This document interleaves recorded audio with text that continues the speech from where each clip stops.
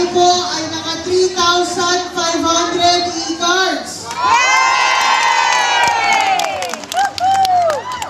Mukhang babalik tayo sa Singapore. Babalik tayo. Kasi marami pa tayong mga kababayan na hindi sila nakapag-register, di ba? Yung mga kaibigan ninyo. So, gawin ulit natin ito next year. Huwag naman once a year, dapat mas marami dahil marami tayong kababayan dito. So, tuwang-tuwa kami mula sa UWA, lampas 3,000 na po ang nabigyan natin ng e-cards dito. Wala pa po kayo doon.